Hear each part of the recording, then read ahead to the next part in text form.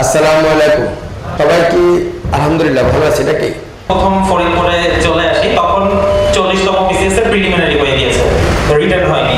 তো চাকরি 3 দিন করার পরে আসলে যেহেতু জার্নির কথা বলছেন, কিছু কথা আসলে বলতেই হয়।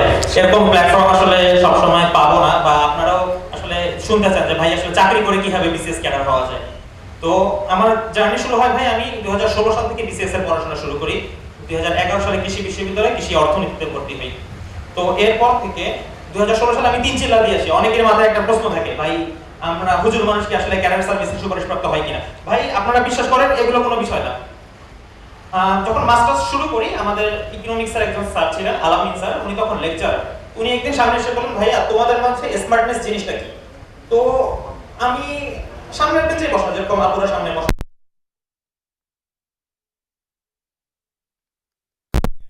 যে ভাই রিচ ম্যানের জিন্সের প্যান্ট পরা, ভালো শার্ট পরা, this is not smartness. Smartness is তুমি কিভাবে একটা পরীক্ষার খাতা সবার সামনে রিপ্রেজেন্ট করতে পারো, এবং ওই খাতাটাই তোমাকে জাস্টিফাই করবে আইদার তুমি একটা ভালো জায়গায় যাবা না তুমি আসলে পিছায় থাকবা। সো এটা মাথার মধ্যে রাখে যে আমি কতটুকু স্মার্টনেস এটা দেখাবে আমার পরীক্ষার খাতাটা, নট আমার গায়ের কালার, নট আমার হাইট, নট আমি ঠিক করছি। ওকে, আমি 2016 সালে 37তম প্রিলিমিনারি দিলাম, 3 জেলা দিয়ে এসে হাতে 1 মাস সময় ফেল। 38তম বিসিএস 1 বছর সময় সামনে ঘুমায় পড়াশোনা করলাম, প্রিলি ফেল। 38তম বিসিএস হলো 2017 সালে, তখন আমি বাংলাদেশ নদী রক্ষা কমিশনে সহকারী পরিচালক পদে একটা ভাইবা দিই, ভাইবা ফেল। 2019 সালে আমি প্রকল্পে একটা ভাইবা দিই এবং সেখানে আমি ফার্স্ট হয়ে এই ফরিদপুরে আমার পোস্টিং হয়। ইন দ্য মিন টাইম তখন আমার প্রিলিমিনারি ক্যাম্পেইন খুব ভালোভাবে চলতেছে, আমি খুব ভালোভাবে প্রিলিমিনারি প্রিপারেশন নিচ্ছি। কিন্তু আমি চাকরিতে জয়েন করি 17 এপ্রিল, আর প্রিলিমিনারি পরীক্ষা হচ্ছে 4 মে।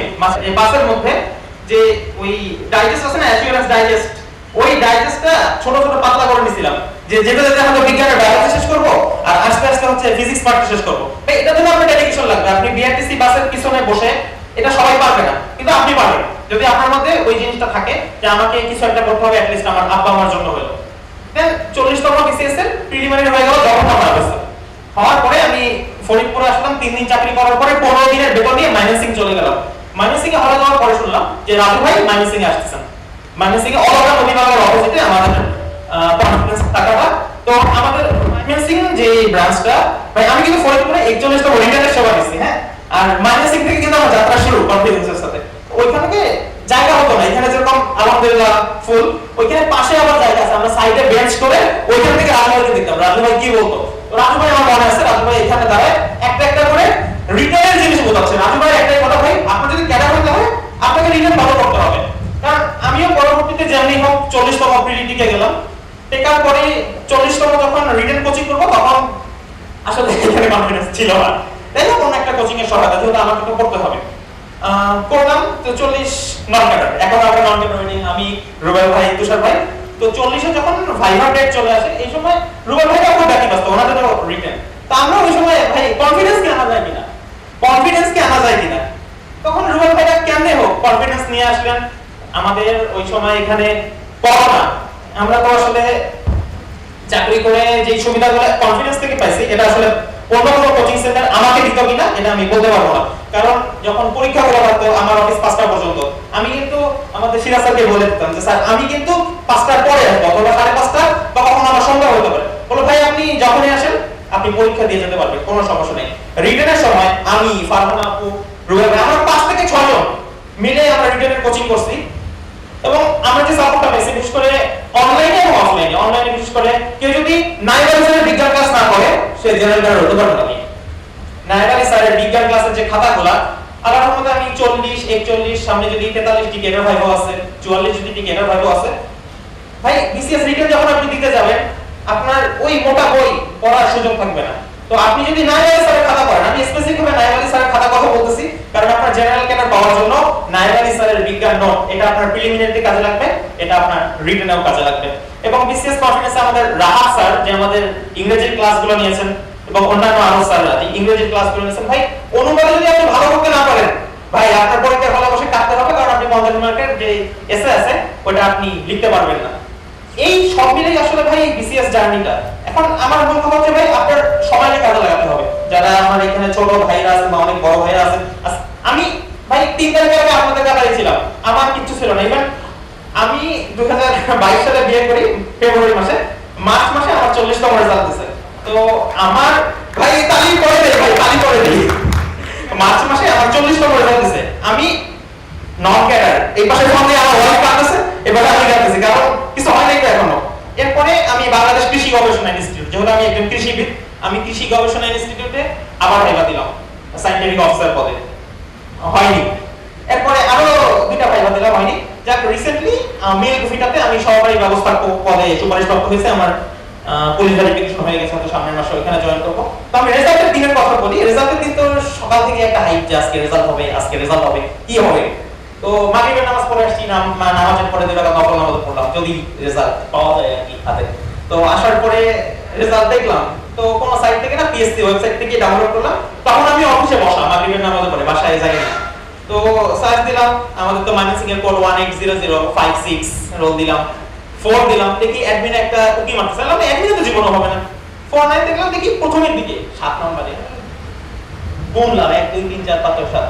আবার অ্যাডমিট কার্ড ডাউনলোড করলাম, রোল তো মুখস্থ আছে, আবার অ্যাডমিট কার্ড ডাউনলোড করলাম যে ঠিক আছে কিনা। হ্যাঁ, ওয়াইফাই স্ক্রিনশট পাঠালাম, আমার বন্ধু সহকারী পরিচালক প্রতিরক্ষা মন্ত্রণালয়ের ফাহাদ, ওকেও পাঠালাম। তো হ্যাঁ ও হ্যাঁ হয়েছে।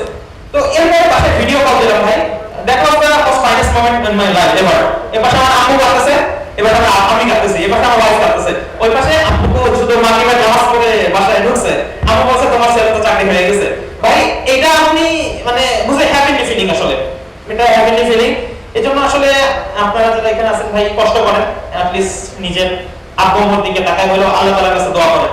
আসলে ভাই ভাইভা অনেকেই দেয়, কিন্তু ভাই ভাইবার মধ্যে লাখ ফেভার করার একটা বিষয় আছে, নিজেকে প্রেজেন্টেবল করেন যে আমি 100টা মানুষের সাথে কথা বলতে পারি। আমি প্রথমে একটা বলছি ভাই যে আপনি কি, এটা আসলে আপনার মানে বৈশিষ্ট্যের পরিচয়, আপনি কিভাবে নিজেকে প্রেজেন্ট করবেন, যে এটা নট নেসেসারি কোনো কিছুর সাথে এটা ডিফাইন করতে পারবেন না। জাস্ট আপনি নিজেকে আয়নার সামনে দাঁড়ান, আয়নার সামনে দাঁড়ায় দেখেন যে আসলে আমার কথা বলার মধ্যে কি সমস্যা আছে।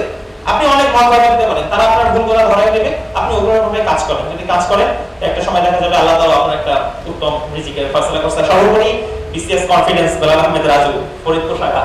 আসলে আমরা কি জার্নিটা করছি, রুবেল ভাই, আমি, তারপরে রাকিব ভাই, ফারহান আপু, আমার আরো 2জন কলিগ, সাফিয়া আফরোজ, উনিও কলিগ, উনিও ক্যাডার হয়েছেন। যাই হোক এখন পঞ্চগড়ে থাকার কারণে জয়েন করতে পারতেছে না। সবার জন্য আসলে শুভকামনা। আর আসলে ভাই কোচিং অবশ্যই দরকার আছে, নিঃসন্দেহে কোচিং এর দরকার আছে, এবং আপনাকে চুজ করতে হবে কোন কোচিংটা আমাকে ভালো আমার মাঝে ইনপুট দিয়ে আমার কাছ থেকে ভালো আউটপুট নিয়ে আসবে। আর এই ক্ষেত্রে বেলাল আহমেদ রাজু বস। আর আমি কনফারেন্সের নামটা কখন শুনি, 38তম বিসিএস আমার এক বন্ধু, আমার মধ্যে হুজুর সালমান, ও একটা হলো নামি স্যার ছিল।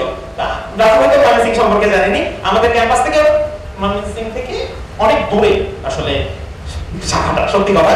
তো আমাদের ক্যাম্পাস থেকে দুপুরে 12:30টার দিকে বাস যেত, 12:30টা বা 12টার দিকে বাস যেত ক্যাম্পাসে। ওইখানে আমার বন্ধুরা কোচিং হয়, সালাম কই যাও, ভাই আমি তো কোচিং এ ভর্তি হয়েছি কনফিডেন্সে প্রিলিমিনারি, এত দূর কষ্ট করে যাও। তো এই বয়সের কষ্ট ভাই সহ্য হবে, পরের কষ্ট আর সহ্য হবে না। তো সালমানের কাছ থেকে দেখা যায় আসলে কোচিং করার জন্য যে কষ্ট করা লাগে। ইভেন ভাই আমি 44তম রিটেন এখানে কিন্তু পরীক্ষা দিছি, আমি এখান থেকে 16 কিলোমিটার হাজীগঞ্জে থাকি, একটা মোটামুটি চরের মধ্যে আমার পোস্টিং। আমি কিন্তু মোটরসাইকেল চালায় আসি ওইখান থেকে, এসে রিটেন পরীক্ষা 4 ঘন্টা বাংলাদেশ বিষয় বলে দিছি, ইন্টারন্যাশনাল বিষয় বলে দিছি, দিয়ে তারপরে কিন্তু আমি ওইখানে যাই। আমার আর কিন্তু ওই সময় বাসায় একাই থাকতেন। তো এই জিনিসগুলো ভাই মাথার মধ্যে রাখতে হবে আপনার, মানে এই জিনিসগুলো মাথার মধ্যে না রাখলে ভাই আপনি কেন হতে পারবেন না, আপনার স্যাক্রিফাইস করতে হবে, প্রচুর স্যাক্রিফাইস, অনেক কিছুর পরে এরপরে আপনার ওই আন্টিটা মাশাআল্লাহ আপনার ছেলে তো কাজের কাজ করে দিচ্ছে। ইভেন আমার আম্মা অফিসে সিটি কর্পোরেশনে চাকরি করেন, আমার কাছে আমার রেজাল্টের পরে দুটো বিয়ে বুঝতে পারছি, কেন ইমাজিন আমার বিয়ে বছর হয়ে গেছে।